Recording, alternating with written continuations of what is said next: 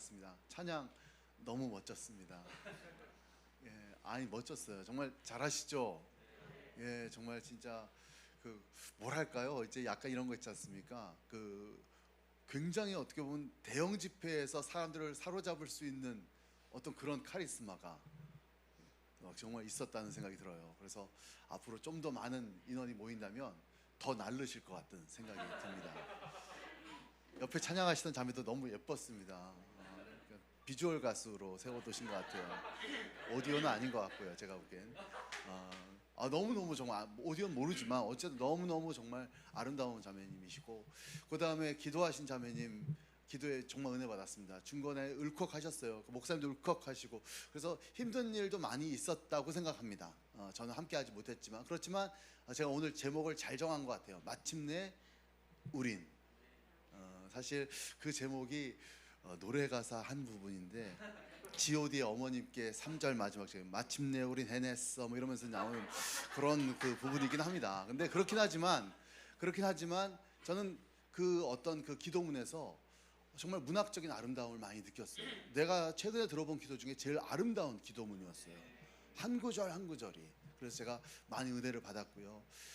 축하 영상도 저는 이렇게 정제된 축하 영상들로 모여 있기도 쉽지 않은데 정말 이걸 너무 잘하시는 거예요. 여기 그래서 정말 지인들이 하나도 안 절어. 그죠? 그냥 너무 잘하셔서 제가 놀랬고, 또 특히 소속 없는 프랑스에 계신 그 성도님 그분의 인상적인 어떤 멘트도 좋았고, 또 중간에 그 부부신 것 같아요. 그 말씀하시는 그 남편은 생각이 하나도 안 나고 옆에서 계시던 그 자매만 생각나요. 그 자매가 훨씬 더 강렬하게 기억이 남습니다. 제가 뭐 쓸데없는 얘기 많이 했습니다. 저는 개인적으로 손우성 목사님 명지대학교에서 만났습니다. 저도 명지대학교 교목을 했고, 거기에서 손우성 목사님 그 찬양 사역자로 계셨고, 제가 개인적으로 손우성 목사님의 팬이에요. 손우성 목사님의 찬양 인도도 좋았고, 목소리도 좋고, 또 싱어송라이터로서 멜로디 감각이 너무 좋아요. 그래서 제가 정말 좋아하는 앨범이고, 그 앨범도 그래서 개인적으로 이렇게 늘 흠모하는 목사님인데 이렇게 또 불러주셔서 감사를 드립니다. 솔직히 말씀드리면은 이 공간은 저에게 약간 고향이에요. 저는 이제 봉천도 여기 사당역 저 이쪽 낙정대 쪽에 주로 살고 거기서 놀았습니다. 그리고 제가 군대 생활을 요 바로 맞은편에 있는 소방이 사령부에서 제가 방위로 1년 8개월 동안 출퇴근하면서 여기를 다녔습니다. 그때는 수방사가 오기 전이었어요. 저 남산이었습니다.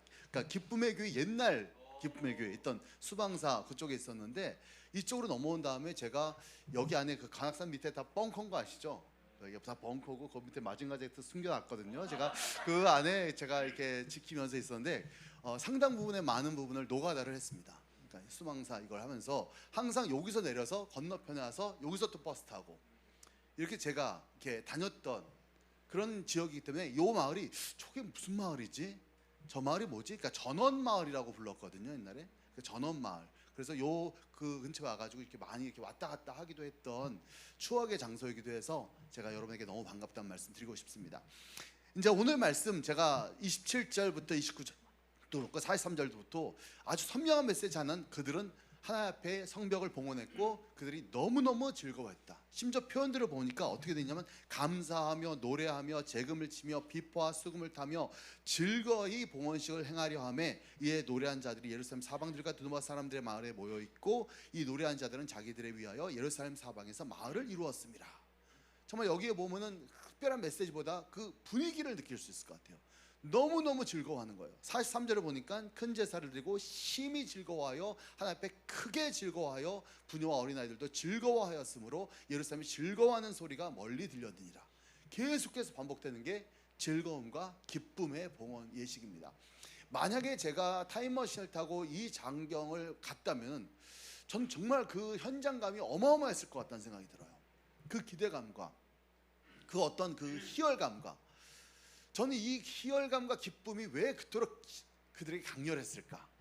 그들은 왜 이렇게 기뻐했을까? 여러분, 왜 이렇게 기뻐했을 것 같아요? 그냥 성벽을 하나 세웠다, 뭐 예배를 드렸다, 이런 것도 있지만 사실 여기서 기억해야 될 게 70년 포로기라고 하는 거예요. 사실 굉장히 어려웠던 시간들을 지내고 그 다음에 그들은 뭔가를 해냈어요. 뭔가를 해냈습니다. 저는 이 뭔가를 해내기 전까지 70년 동안 그들을 지배했던 건 뭐였냐면 사실 패배의식이었습니다. 뭘 해도 안 돼, 뭘 해도 안 돼 라고 하는 그 패배의식이 그들을 사로잡았죠. 그래서 여러분 느헤미야서 1장부터 쭉 읽다 보면 반대가 굉장히 많았어요. 느헤미야가 뭘 해보자고 그랬을 때 거기 이제 1장에 보면 정찰 나갔을 때 마을은 폐허였다. 성전 뭐 흔적도 남아있지 않았다. 모든 것이 완전히 무너져 있었다. 그게 어떤 장소만 무너진 게 아니라 어떻게 보면 사람들의 마음이 완전히 무너져 버린 거죠. 그리고 또 어떻게 보면 느헤미야가 와서 우리가 여기서 성벽을 짓자라고 했을 때 사람들은 아 그게 돼? 안 돼라고 하는 그런 패배의식으로 가득 찼을 때 그들이 마음이 어떻게든 힘들게 합쳐 모아져서 뭘 했더니 이루어진 거예요. 사실은 이 성벽 하나 세웠다고 해서 예루살렘 도시가 재건됐나요? 아니거든요. 성전이 다시 세워진 것도 아니에요. 그냥 성벽 하나 세운 것 뿐이에요. 하지만 이들이 맛본 것은 이거 해보니 되네 라는 거예요. 이게 해봤더니 되네. 이걸 뭐라고 부르냐면 효능감이라고 부릅니다. 효능감. 이 효능감은 뭐냐면 내가 대부분의 사람들은 그냥 해야 된다는 마음이 있고 하면 된다라는 생각도 있겠지만 안 되는 거예요. 수많은 실패와 패배의 연속들을 살아가다가 어느 순간부터는 어떤 면에서는 그냥 대충 내가 한번 살자. 뭐 해서 되겠어? 라고 하는 어떤 언어가 그런 생각이 우리를 사로잡을 때 뭔가 작은 프로젝트지만 해보니까 된다라고 하는 그 작은 성취, 그게 우리에게 주는 게 엄청나게 커요. 저는 대학교에서 학생들을 가르칩니다. 사실 지난 저도 한 10몇 년 동안 학생들을 가르치다 보니까 느끼는 것은 뭐냐면 마이크를 가까이 대라고 말씀해 주셨습니다. 느끼는 게 뭐냐면 바로 뭐가 안 되잖아요. 해도 안 되잖아요. 요즘에 청년 세대의 어떤 책 제목이 뭐냐면 노력의 배신. 하면 돼, 노력하면 돼, 열심히 해보라고. 땀 흘리면 배신하지 않아. 이게 저희 세대는 맞았어요. 1990년대 20대를 보낼 때 저희 세대는 엄마 아빠나 모든 선생님들이나 이런 소위 꼰대라고 불리는 세대가 이렇게 하면 되잖아, 열심히 하란 말이야, 목사님들도 하면 된다, 기도하면 돼, 이런 모든 말들이요 진짜 됐어요. 노력하면 됐습니다. 그죠? 근데 2000년대 넘어와서 오늘 세대에는 사람들이 그 어른의 말에 대해서 이제는 믿지 않게 됐어요. 그러니까 노력해도 안 된다는 거예요. 이미 정해져 있는 것 같고 내가 해도 되지 않는 그런 어떤 불공정하고 불평등한 사회 구조가 이미 형성이 돼 있는 상황에서 이 청년들이 제일 두려워하는 게 뭔지 아세요? 노력할 수는 있어요. 근데 노력했을 때 혹시 실패하면 그 상처 어떡하지? 그러니까 내가 노력을 안 하고 받는 실패는, 그리고 어쩌면 좀 안 되는 거는 그래도 괜찮아요. 내가 노력 안 했으니까 내가 받아들일 수 있어요. 수용할 수 있어요. 근데 그들은 내가 공무원 시험 이렇게 준비하고, 내가 무슨 행정고시 이렇게 준비하고, 내가 뭔가 입사 시험 준비하고 엄청나게 노력을 해야 되는데 그 노력을 다 했는데도 내가 이루지 못했을 때 그 좌절감을 미리 걱정하는 거예요. 그게 너무 무서운 거예요. 자기가 받을 상처가 무서운 거죠. 저는 여기에 있는 청년들도 어쩌면 그런 생각이 조금씩은 있을 것 같다는 생각이 들어요.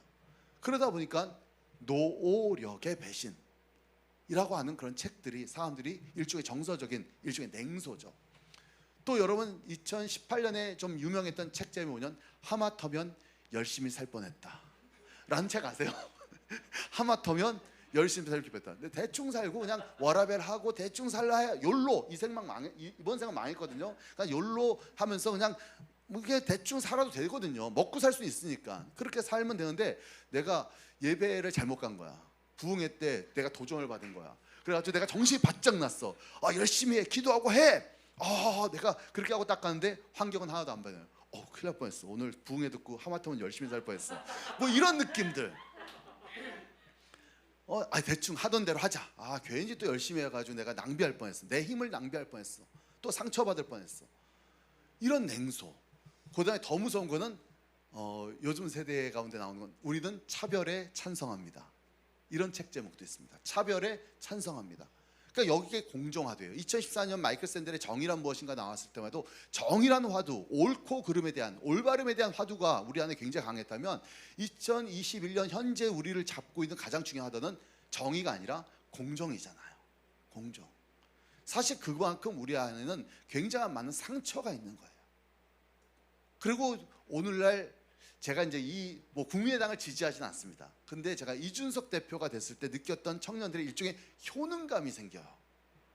이거 청년들이 뭔가를 해보니까 이 30대 사람이 당대표로, 그 보수당의 당대표로 뽑히네. 이렇게 묘하게 일종의 하나의 효능감을 주는 것을 봤어요. 그 당을 지지하지 않아도, 그 당의 어떤 정책을 내가 찬성하지 않아도 내가 뭔가 우리 세대가 힘을 합쳤더니 이루어지는 뭔가가 그들에게 준 작은 희망. 저는 그런 것들이 바로 오늘날 교회에게 가장 필요한 거라고 생각합니다. 우리 학생들도 마찬가지고. 그래서 우리 학생들과 제가 자주 하는 게 뭐냐면 작은 공모전에 나가는 거. 내가 작은 공모전 가서 거기서 뭔가 입상해 보는 거. 내가 뭔가 좀 열심히 해서 장학금을 한번 타보는 거. 저는 이런 어떤 작은 효능감을 학생들에게 맛볼 수 있는 기회를 주는 것이 중요하다고 생각했습니다. 여러분들도 마찬가지예요. 우리 교회가 정말 이 기쁨의 교회가 여러 가지 일들이 있지만 그 중에서 작은 프로젝트들을 세우고 그 프로젝트들이 여러분들이 하면 된다라고 하는 일종의 효능감들을 자꾸 맛본다면 이 교회 안에 더욱더 큰 열매들이 나타날 줄 믿습니다. 거창한 우리 어른 목사님들의 그런 광대한 어떤 그런 슬로건들은 저는 이제 저도 믿지 않아요. 기도하면 돼. 40일 기도해봐. 다 이루어져. 하늘문이 열려. 안 열려요. 안 열립니다. 그러니까 내 욕심 가운데 이루어지는 어떤 수많은 어떤 그런 것들은요, 사실 무너졌어요. 예루살렘 성벽과 함께 무너졌어요. 70년 전에 이미 무너졌어요. 한국 교회를 세웠던 수많은 신화들 사실은 무너졌습니다. 이제는 우리는 기초부터, 그 폐허의 기초부터 다시 세워야 하는 새로운 시대를 맛보고 있는지도 몰라요. 코로나 2년은 어떤 면에서는 그런 굉장히 중요한 우리에게 전환점이 되었다고 저는 믿어요. 두 번째는 왜 성벽이었을까? 성전이 아니라. 사실 어떻게 보면 작지만 성전부터 지어야 되는 거 아니야? 성전부터 회복해야 되는 거 아니야? 근데 왜 느헤미야는 성벽을 먼저 세웠을까라는 저는 궁금증이 좀 생겼습니다. 사실 성전은 일종의 종교적 상징이에요. 그래서 사실 성전은 우리 안에 구별됨의 상징이기도 하지만 어떤 종교 의식이에요. 근데 느헤미야가 진짜 먼저 관심 가졌던 것은 그들의 무너진 일상이었습니다. 전 무너진 일상이 먼저 세워져야 된다는 생각이 들어요. 그건 뭐 예배가 중요하지 않다는 게 아닙니다.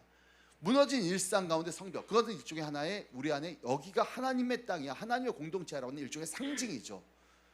그 성벽을 세움으로써 우리 안에 질서를 먼저 잡는 거예요. 그 공동체의 질서를 잡는 거죠. 자, 성벽을 세웠으니 이제 성벽 안에서 우리가 뭔가 차근차근 세워봅시다 라고 하는 눈에 가시적인 질서가 비로소 출발된다는 것을 의미합니다. 저는 그런 면에서 봤을 때 우리의 삶도 마찬가지예요. 우리의 삶도 분명히 무너진 어떤 일상들이 있습니다.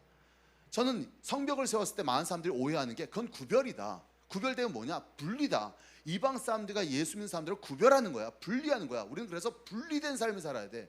저는 분리와 구별은 다른 개념입니다. 우리는 대부분의 생활을 일상에서 합니다. 세상에서 살아요. 세상에서 살아가야 되는 우리의 삶이 있는데 그 삶에서 그리스도인으로서의 표지가 뭘까요? 그리스도인으로서의 어떤 우리의 구별됨이라는 게 뭘까요? 구별됨은 분리해서 되는 게 아닙니다. 분리되면 우리끼리만 모여있는데 뭐가 구별돼요? 다 똑같죠. 우리끼리 모여있는데. 사실 구별은 섞여 있을 때 나오는 거거든요. 섞여 있는데 거기 안에서 뭔가 구별된 모습들이 드러날 때 우리는 그걸 구별이라고 부릅니다. 그럼 세상 사람들, 예수님 안 믿는 사람들과 우리가 섞여 있을 때 그리스도인으로 보이는 표지가 뭐겠냐는 거예요. 여러분 뭐라고 생각하십니까? 저는 그것이 꼭 이런 건 아니에요. 할렐루야, 하나님께서 오늘도 부장님의 삶에 역사하실 줄 믿습니다. 이런 식으로 회사 생활하면요, 이거 왕따 됩니다. 분리 안 시켜도 분리돼요. 자연스럽게. 그런 거 있잖아요. 그러니까 무분별한 어떤 종교적 언행을 통해서 내 종교를 그냥 일반화시켜 버리면 되게 힘들거든요. 그럼 크리스찬들은 어떤 거냐? 저는 이렇게 생각합니다. 절망하지 않는 사람들이라는 생각이 들어요. 그게 바로 기독교에게는 믿음이라는 거. 믿음과 감사 이런 말들은 상황을 이기는 위대한 힘이라고 생각해요. 그러니까 다른 사람들과 다른 태도를 가지고 살아가는 것이죠. 그 중에 가장 큰 것이 뭐냐면 바로 저는 개인적으로는 바로 그 구별됨과 저 믿음으로 가는 어떤 긍정 마인드와 또 하나는 사랑이라는 생각이 들어요. 아무도 사랑할 수 없는 상황에서 사랑할 수 있는 것. 저희 학교에 조혜경 교수님이라는 교수님 계십니다. 올해 은퇴하셨습니다. 국문과 교수님이에요. 저는 이 교수님이 은퇴할 때 굉장히 마음이 슬펐어요. 특히 코로나 시국에 조용히 은퇴하신 게 너무 마음이 아파요. 그분을 저는 이렇게 부릅니다. 제가 성결대학교에 있는데 성결대학교의 the professor. 그냥 one of the professor가 아니라 the professor라고 저는 그렇게 믿어요. 그분은 10년 동안 우리 학교 교수 강의 평가 연속 1등. 그냥 넘사벽이에요. 그냥 강의 평가 1등이에요. 그러니까 뭔가 대단한 어떤 그 화술을 지니실 것 같은데 화술이 어눌해요. 성격이 밝지도 않아요. 유머 감각도 없어요. 그리고 되게 이제 장로님이신데 학교에서 365일 교수 기도회에 한 번도 안 빠지고 그 자리를 지키세요. 그러니까 월요일은 인문대학, 화요일은 신학대학, 수요일은 공과대학인데 그 교수만 가면 되거든요. 근데 그분은 모든 대학인데도 매일 거기를 가세요. 그러니까 그게 어떻게 보면 그분이 굉장히 신앙이 좋아서 우리가 존경했는데 강의 평가 1등에 상 받으시는데 깜짝 놀란 거예요. 저분이 저렇게 재미없게 섬기신 할머니가 왜지? 그래서 제가 좀 물어봤어요. 국문과 학생한테. 아니 그분이 그렇게 좋다는데 교회 안 다니는 국문과 학생이거든요. 조혜기 교수님 강의를 어떻게 하시길래 그렇게 1등 하죠?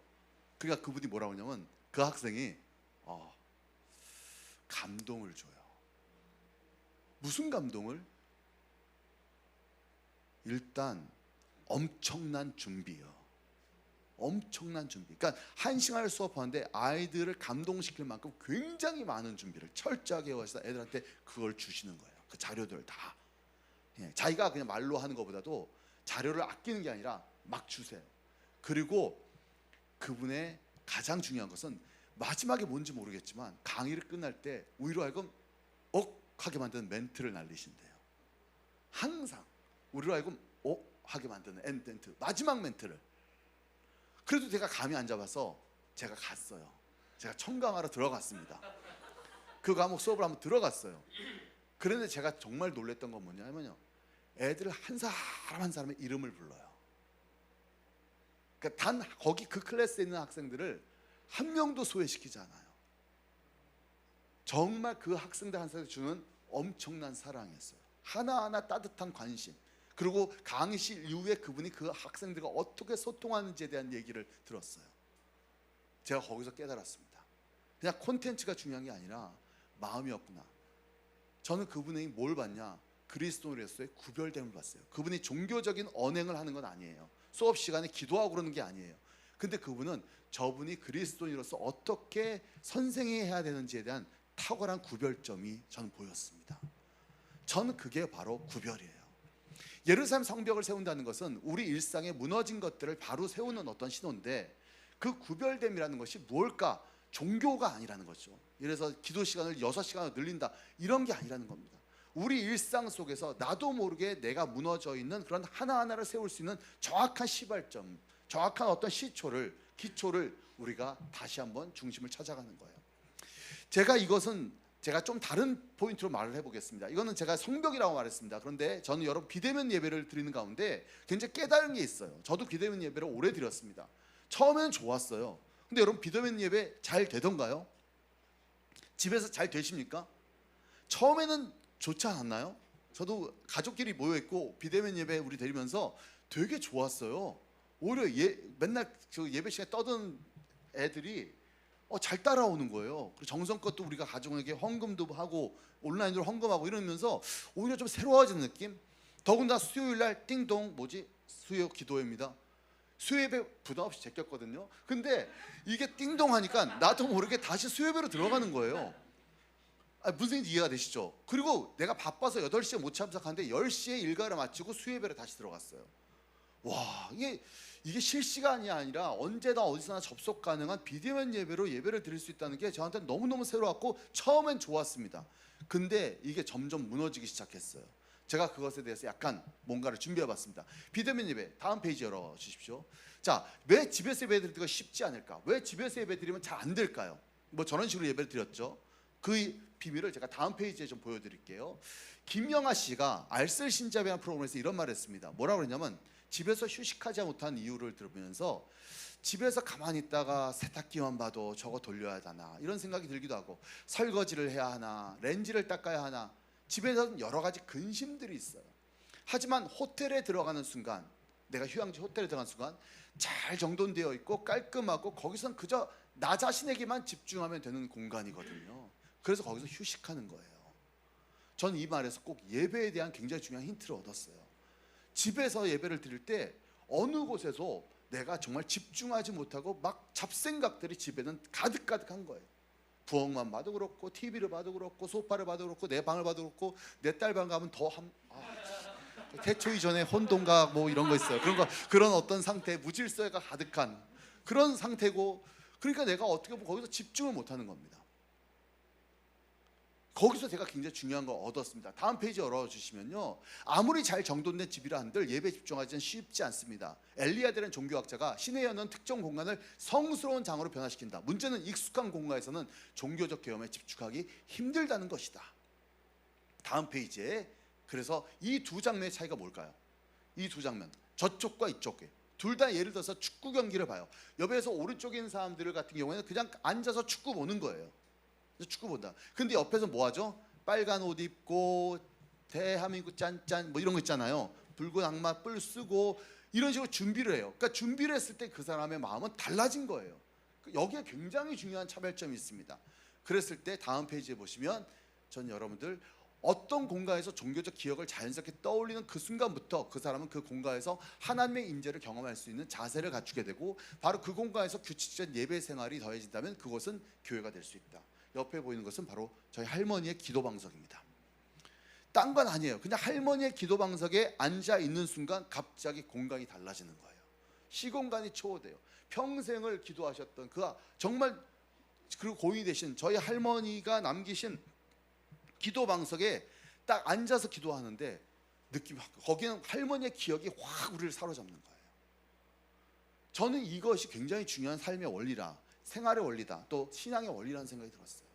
그런 면에서 제가 다음 페이지에 보여드리는 게 뭐냐면 가정재단이라는 표현을 썼어요.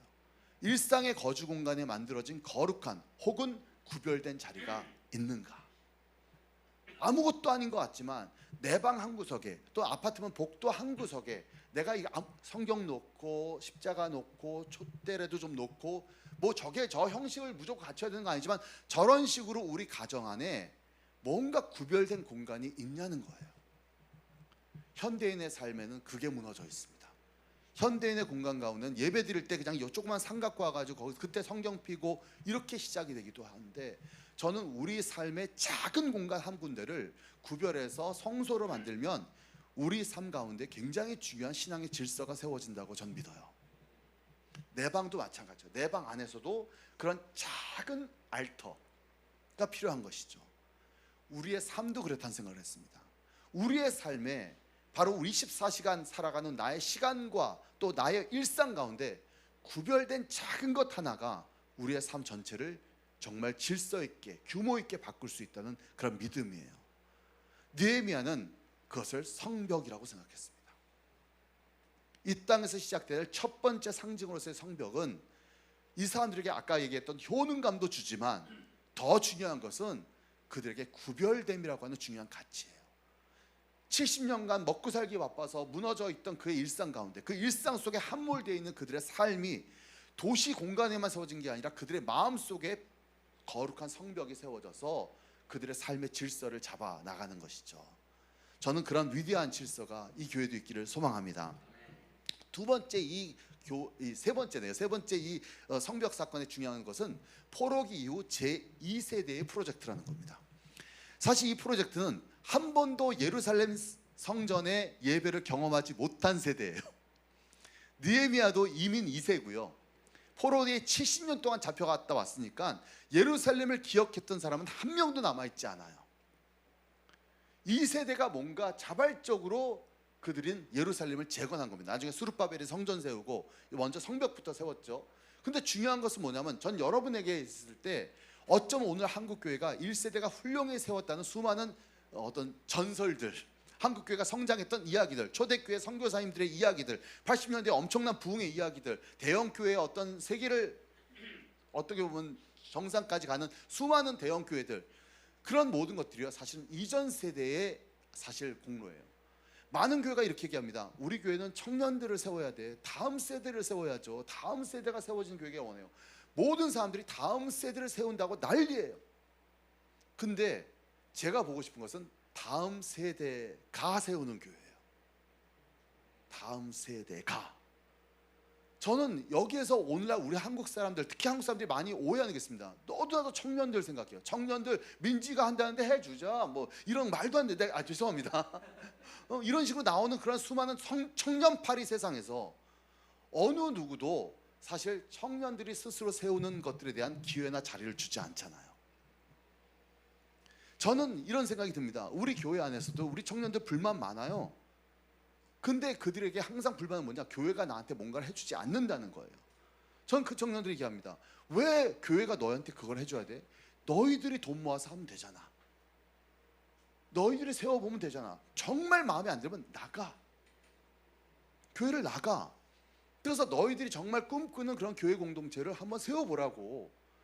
그래서 맨날 어른 스타일이에요, 꼰대 스타일이에요, 장로님들 저렇게 하는 것들이 난 싫어요, 난 저런 스타일 싫어요 라고 불만 갖지 말고, 저분들은 저분들대로의 어떤 스타일 가지고 교회를 세웠고, 여러분들의 어떤 철학을 가지고 여러분의 교회를 세워보는 것이죠.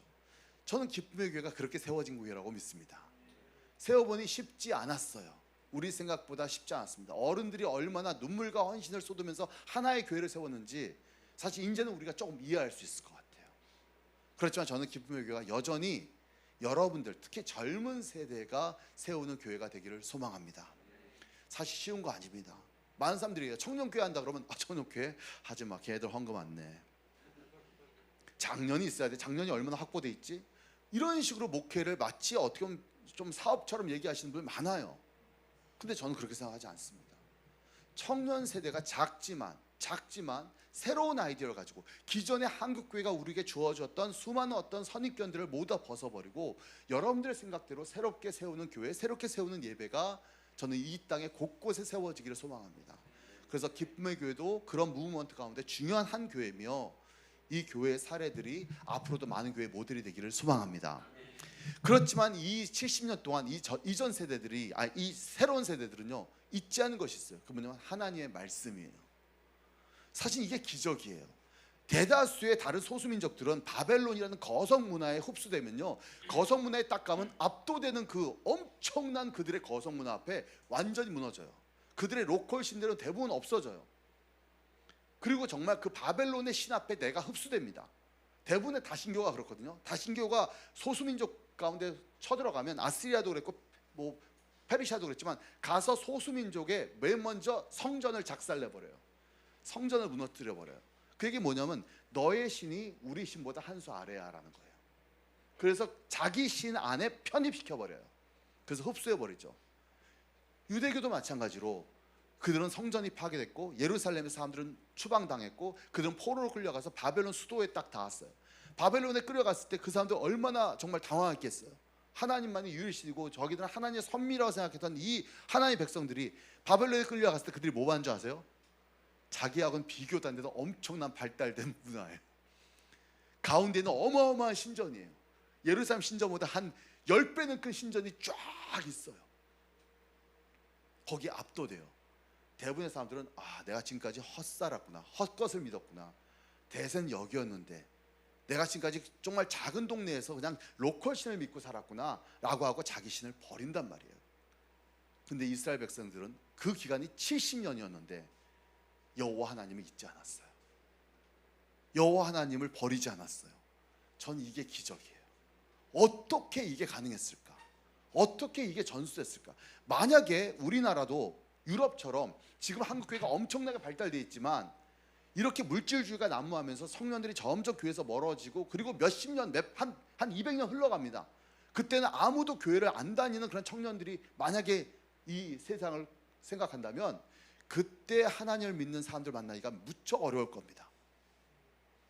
저는 그런 가운데서 이 사람들이 할 수 있었던 것은 그들의 신앙의 중심을 성전에서 말씀으로 옮긴 거예요. 성전에서 말씀으로. 전 이게 굉장히 위대한 패러다임이라고 생각합니다. 그 전까지 예루살렘의 모든 종교의 중심은 시오니즘이었어요. 예루살렘 안에 성전을 중심으로, 성전에서 드려진 예배를 중심으로 그 중앙적인 어떤 틀을 가지고 제사장 계급이 지배하는 그런 어떤 종교 시스템으로 그들은 신앙생활을 했는데, 그리고 나서 폐망하기 직전에 예언자 전통이 나타나죠. 막 변두리에서, 예언자는 전부 다 변두리에서 나옵니다. 중심 제사장 중에서 예언자 된 사람 없어요. 이스라엘 역사 보면 전부 다 변두리에서 예언자가 튀어나와가지고 하나님 말씀 회개하라 회개하라 소리를 질러요. 그들은 그거 무시했어요. 그거 다 꺼버렸어요. 그리고 나서 마침내 이스라엘은 그 예언자의 말대로 패망했습니다. 포로로 잡혀갔습니다. 심지어는 마지막 왕은 눈도 뽑혔어요. 눈도 뽑혀가지고 이렇게 포로로 끌려가는 걸 봐요. 그때 그 다음 세대들은 뭘 기억한 줄 아세요? 그 예언자들의 말들을 기억하기 시작한 거예요. 우리가 하나님의 말씀을 경외하지 못해서 우리가 망했다라고 하는 그 말씀을 기억하고 그들은 포로에서 회당을 짓습니다. 성전이 아니에요. 각 회당을 짓고 거기에서 말씀을 읽는 거예요. 말씀. 이게 바로 바리새 전통의 출발입니다. 우리가 예수님 당시에는 그 바리새도 율법주의로 전락하기 때문에 나쁘게 생각하는데요. 바리새 운동은 바로 그 포로기에서 그 말씀을 중심으로 신앙을 다음 세대로 이어갔던 신앙의 운동이에요. 그들은 눈에 보이는 성전이 아니었어요. 그들의 일상 속에 하나님의 말씀 그 두루마리를 같이 읽고 나누는 것으로 그들의 삶을 이어갔던 것이죠. 그리고 나서 느헤미야가 와서 성벽을 다시 쌓겠다. 그는 이제 이민이 세로 거기서 성공할 수 있는 사람인데 자기의 어떤 기득권을 버리고 폐허가 된 예루살렘으로 돌아와서 거기에서 이제 도시를 재건하기 위해서 성벽을 쌓는데 그의 위대한 파트너가 누구냐? 바로 에스라. 여러분이 말씀 잔치 때 나왔던 에스라죠. 에스라는 뭐라죠? 흩어졌던 말씀을 모읍니다. 말씀을.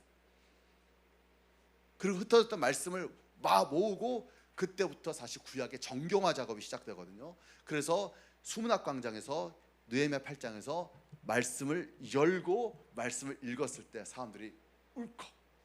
포로기 때 내가 쪽보음으로 조금 읽던 그 말씀이 오늘 모여가지고 수문 앞에서 내가 말씀이 선포되는 그 순간 그들은 울을 수밖에 없었어요. 눈물이 팍 나오는 거죠.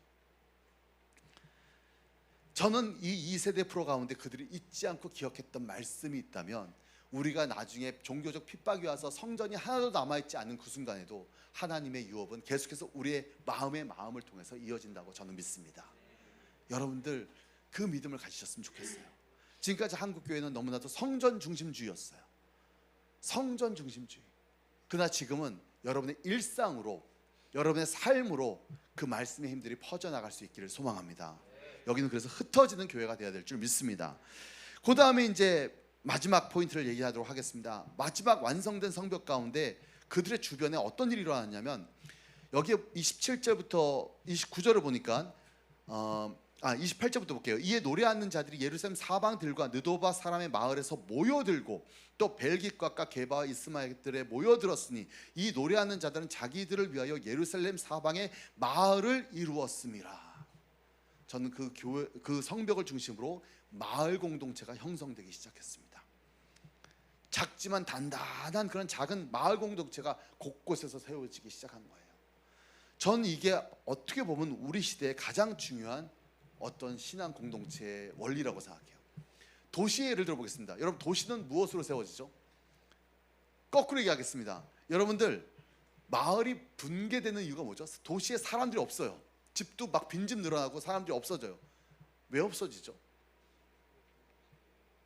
일자리도 없어지고 거기에서 사람들이 떠나가면서 그 도시가 보통 폐허가 되거든요. 근데 오늘 핫플레이스라고 하는 곳, 핫플레이스라는 곳은 사람들이 모이지 말래도 모입니다. 그러면서 이제 집값 비싸지지만 거기 왜 모여들죠? 거길 왜 가죠? 왜 갈까요? 왜 가로수길을 가죠? 왜 홍대 앞을 가고 연남동을 가죠? 거길 왜 갈까요? 그냥 단순히 사람 많기 때문에? 아니 저는 한번 여러분이 가는 이유가 있잖아요. 인프라는 사람이 모여든 다음에 생긴 겁니다. 그러니까 홍대를 우리 마포구청에서 홍대를 키워서 거기에 유커 중국 사람들을 모아야 되겠어 라면서 홍대를 세운 게 아니라는 거예요. 젊은 사람들이 모여들고 중간에서 또 신촌 같은 데 상업회에서 쫓겨난 사람들이 홍대에서 자리 하나둘씩 모여들어가지고 거기 안에서 사실 마을이 형성되고 그런 다음에 사람들이 더 모여든 거거든요.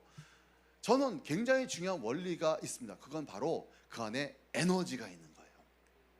새로운 사람들의 에너지, 창의적인 사람들의 에너지가 저는 그 공간을 다시 핫플레이스가 되게 만든다고 생각을 해요.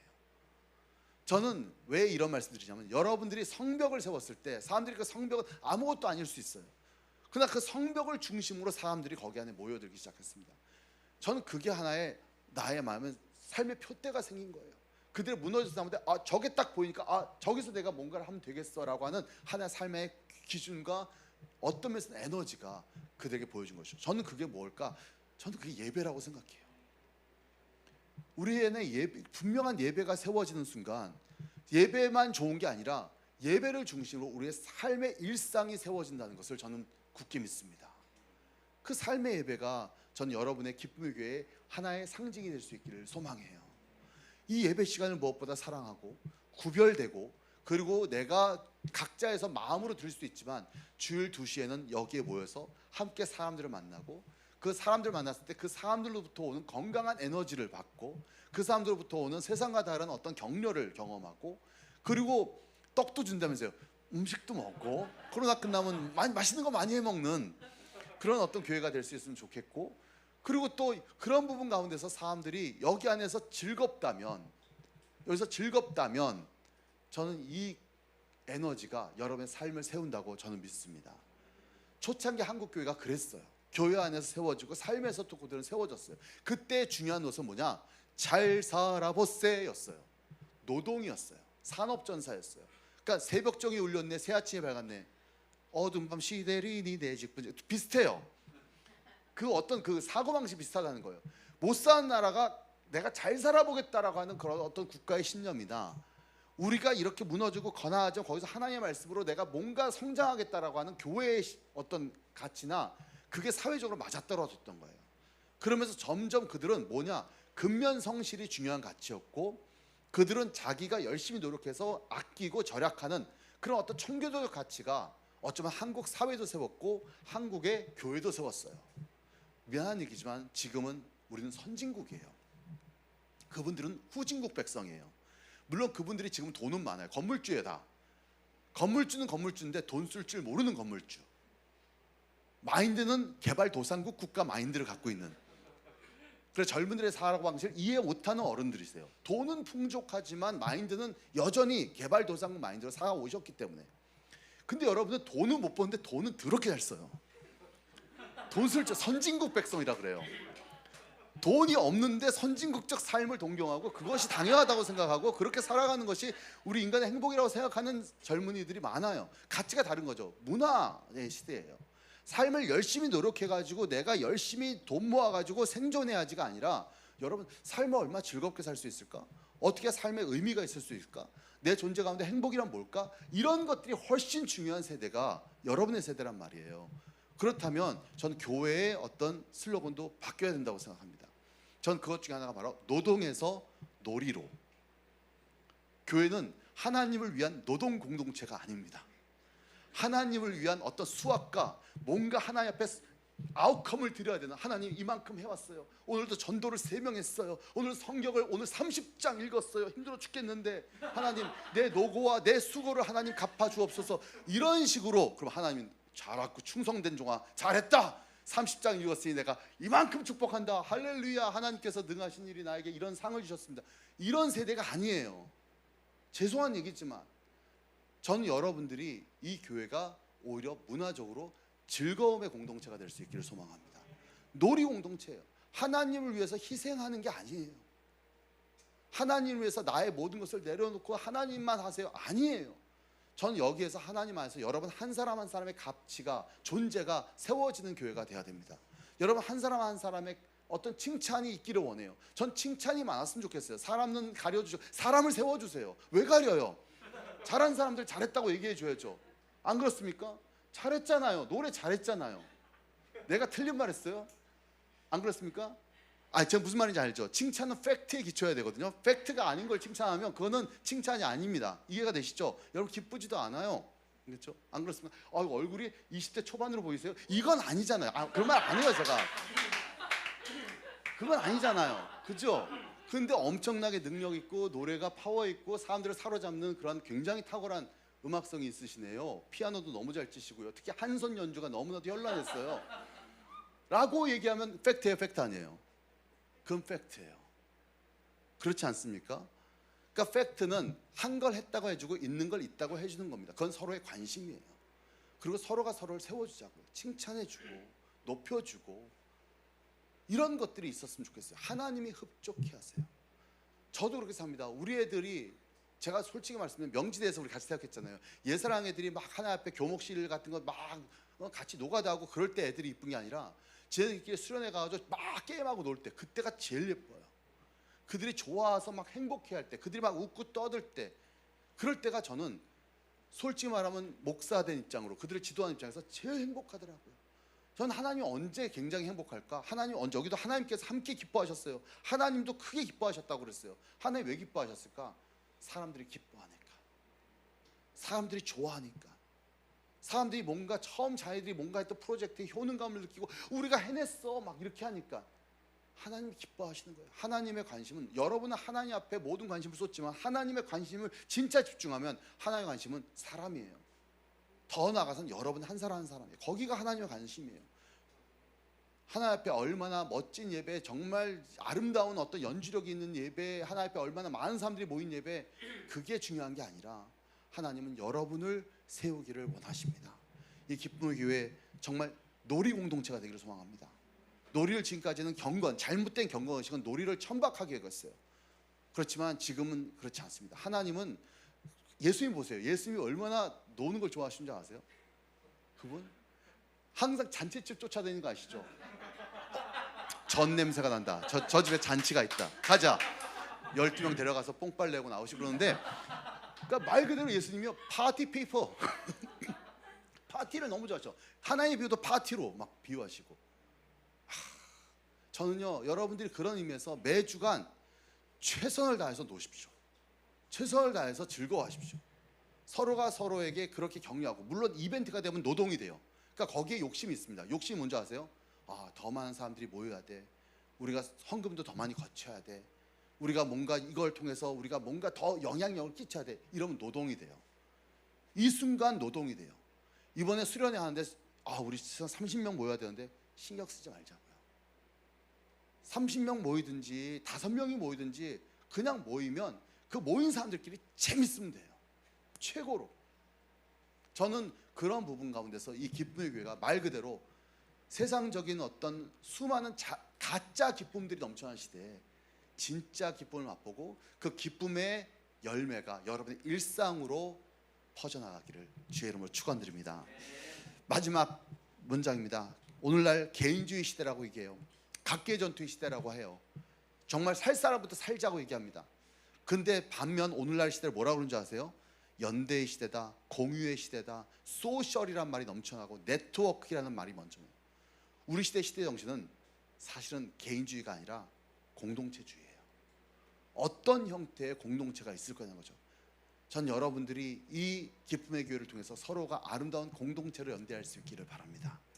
그리고 서로가 서로에게 배우고 창의력을 얻고 서로가 서로를 도와주고 서로가 연대해서 정말 여러분의 삶이 이 교회를 통해서 큰 어떤 세워짐과 질서와 아름다운 성장이 있기를 주의 이름으로 기도합니다.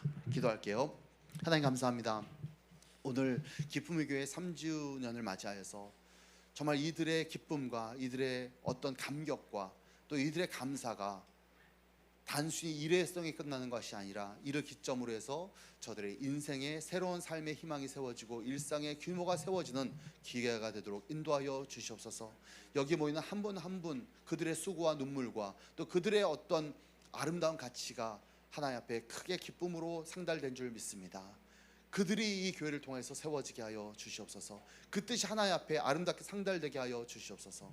하나님, 우리가 특별히 눈물 많은 시대, 힘든 시대에 기쁨의 교회가 되기를 소망합니다. 정말 주님의 기쁨이 우리의 기쁨이 되고 그 기쁨이 또한 세상을 기쁘게 하는 놀라운 원리가 이 교회를 통해서 펼쳐지게 하여 주옵소서. 손은성 목사님을 축복하셔서 느헤미야 같은 지도자가 되어 여러 가지 어려움 가운데도 아버지 하나님 아름다운 일들을 하나씩 하나씩 이끌어가는 하나님의 지도자가 될 수 있도록 인도하여 주시옵소서. 감사하며 예수님의 이름으로 기도했습니다. 네, 우리 목사님께 감사의 박수 드리겠습니다. 우리 말씀 생각하면서 같이 좀 기도하는 시간 갖겠습니다. 우리 주께 돌아가서 함께 찬양할까요? 찬양하고 오늘 말씀을 좀 깊이 좀 묵상하면서 우리에게 이 3주년 맞은 우리에게 나아갈 스텝, 나아갈 걸음이 무엇인지는 귀한 메시지 주신 줄 믿고 같이 이 부분을 갖고 기도하는 시간 가졌으면 좋겠습니다. 함께 찬양하겠습니다.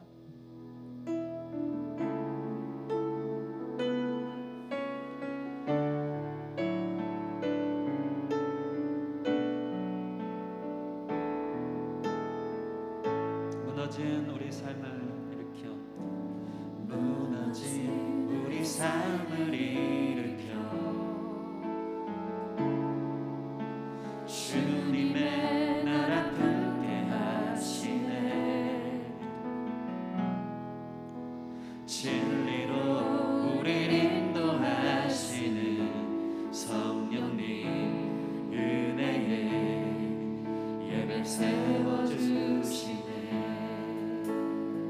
삶으로 찬양하게 하소서 삶으로 예배하게 하소서 삶으로 예배하게 하소서 삶으로 사랑하게 하소서 주님은 내 교회를 이미 저기 주님의 나라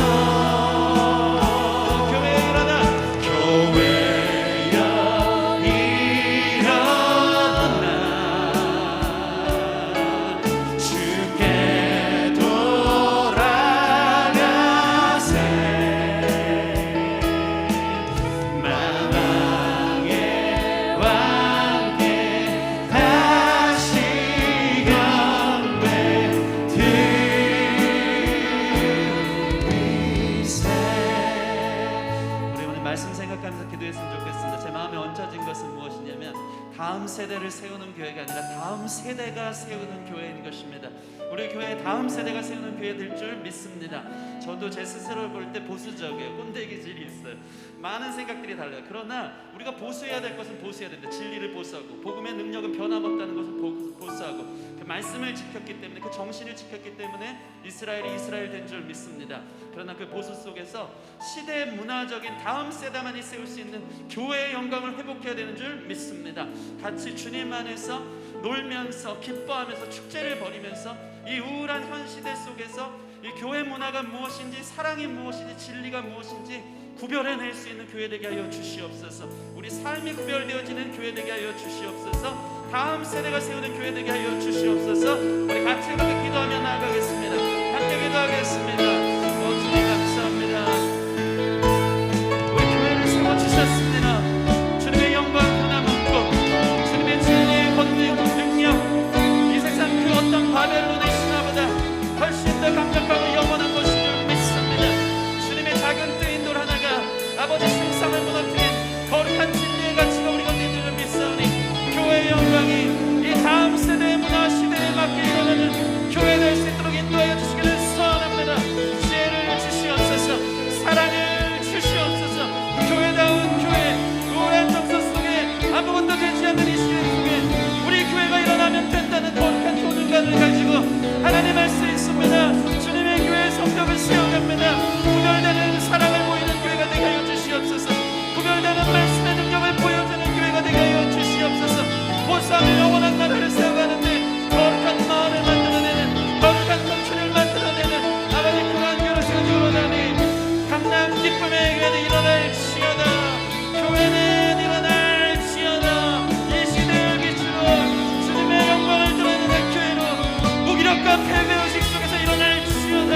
하나님 일으켜주사 거룩한 주님 이 시대에 깃발과 같이 들고 인티나는 교회 속으로 주님 축복하시고 인도하여 주시옵소서. 그렇게 세우실 믿습니다. 이끌어 주시옵소서. 우리 같이 찬양합시다. 주님의 나라 주님의 나라